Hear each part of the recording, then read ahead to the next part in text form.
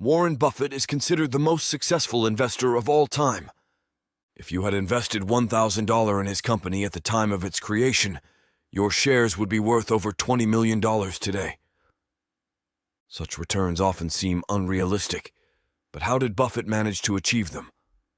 The answer is that he understood what most people never learn. He adheres to a few important principles that you, as a private investor, can apply in your daily life. If you stick to the end of the video, you will understand the 7 principles he has laid out. Enjoy it. When we hire people, we pay attention to 3 things. We look for intelligence, we look for initiative, and we look for integrity. Integrity means that what a person thinks is also what they say, and also what they do. And if the person doesn't have the latter, the first 2 things will kill you. Because if you hire someone who is not honest, you prefer them to be lazy and stupid. You don't want that person to be smart and energetic, otherwise it becomes dangerous. The point is that investors behave in a very human way. That is, they become very euphoric during a growth period. They look in the rearview mirror and say to themselves, I made money last year. I will make even more this year. So this time I will borrow for that. Or you look at your neighbor and you say to yourself, I wasn't there last year when this stupid neighbor made a lot of money, so I will be there this year. People always look in the rearview mirror, and when they see that they have made a lot of money in recent years, they buy and push prices up to no end. And when they look in the rearview mirror and see that they have not made money, they simply say that it's a rotten place to make money, so they don't care about what lies behind the stocks and what's happening in the real company. And that's pretty amazing. But it offers huge opportunities, just incredible opportunities. Ben Graham taught me to buy things based on their value and to look for things that are cheap.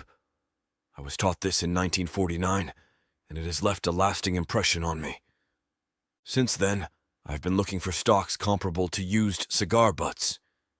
The approach to cigar butt investing in stocks goes like this. You walk down the street, and you look for cigar butts. They look horrible, and when you find this wet, ugly cigar, you pick it up. There's still 1 puff left.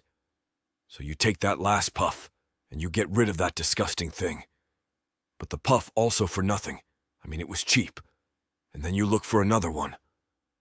Muddy cigar, with 1 puff left. And that's what I did for years. Today, I would say that's a mistake. You do indeed make money, but you can't do it with large sums, because it's much easier to buy wonderful companies with a great business model. That's why I now prefer to buy a wonderful company at a fair price than a mediocre company at a wonderful price. I have the old-fashioned belief that I can only make money with things I understand. And when I say understand, I don't mean that I understand how the product works or anything else. I mean by that I understand what the company's economy will look like in 10 or 20 years. I generally know what the business of, say, Wrigley chewing gum will look like in 10 years. For example, the internet will not change the way people chew gum. It will not change the type of gum they chew either.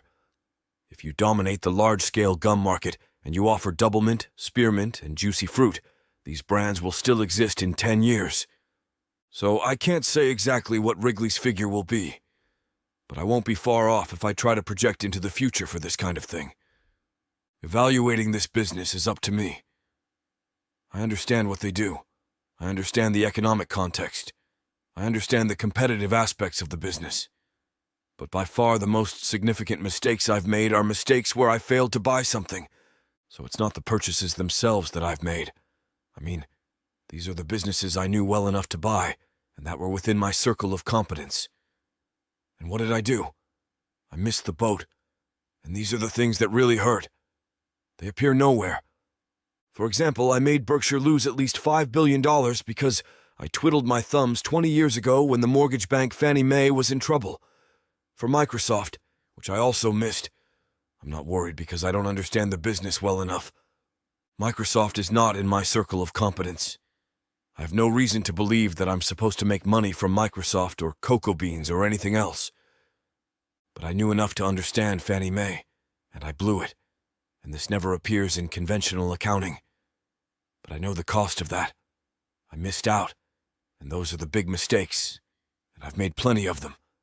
However, I do not recount them in the year-end report, and sometimes I resist the temptation.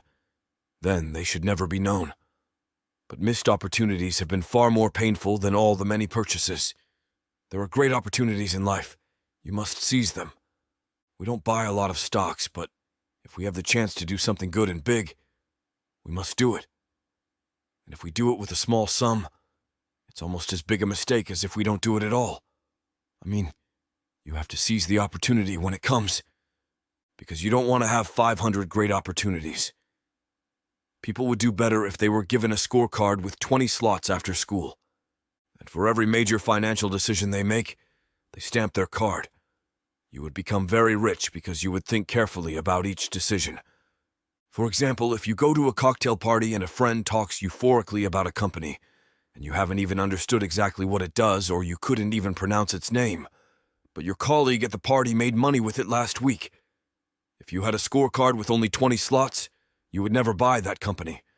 As for our private companies, which we own 100%, I can say that we do not sell them, no matter how much the offer. I mean, if someone offers us 3 times the value of our businesses, for example, See's Candies, Buffalo News, or Borsheim's, or anything else, we will not sell it. Maybe I'm not wrong. I know that if I owned the company 100%, I would do the same with Berkshire because that's how I want to live my life. I have as much money as I could possibly need. So in the end, it's just a number, and it's not worth giving up the relationship with the people I appreciate and who have joined me. Because these people trust that this business is their permanent home. Giving that up just because someone waves a big check at me is like selling one of my children because someone offers me a lot of money.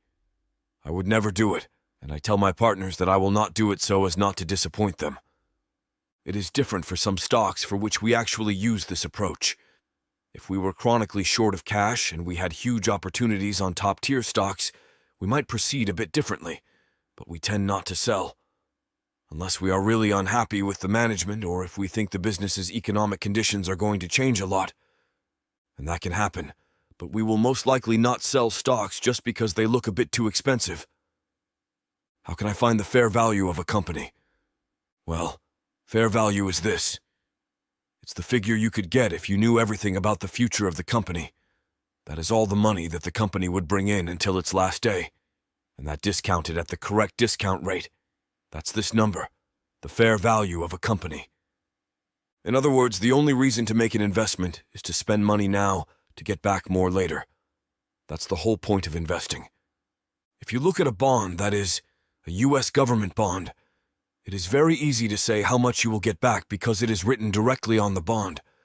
It indicates when you get the interest and when you get back the invested principal. So it is very easy to endorse the value of a bond. It can certainly change tomorrow if interest rates change, but the interest payments, that is, the cash flows, are printed on the bond. On the other hand, cash flows are not printed on a stock, because that is the task of an analyst.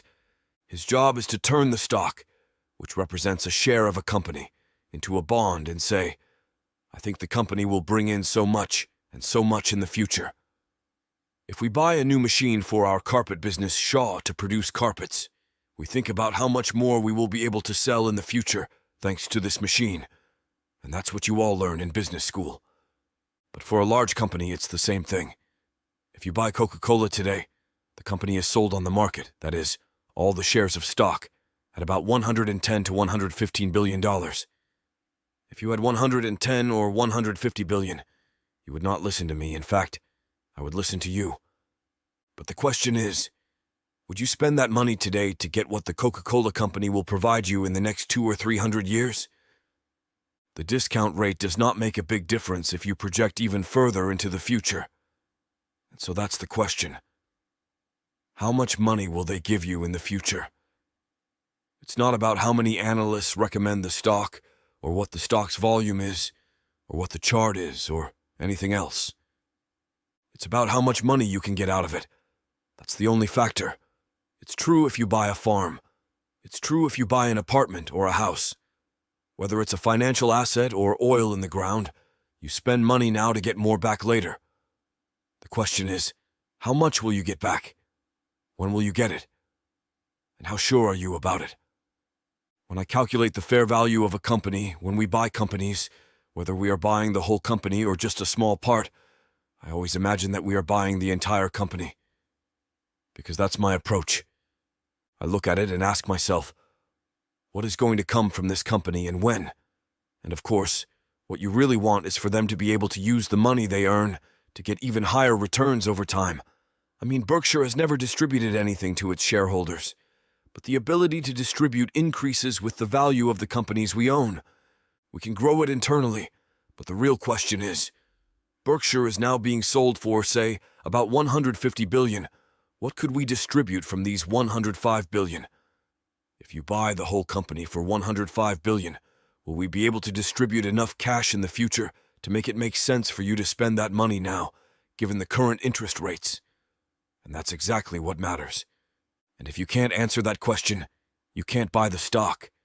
You can certainly play with stocks if you wish, or your neighbors may buy them. But if you can't answer that question, forget it. And I can't do it for internet companies, for example. There are many companies.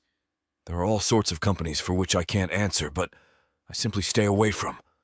These are the 7 principles of Warren Buffett. Thank you for watching this video. Don't forget to subscribe to our channel, The Bold Entrepreneur, to enjoy more inspiring content.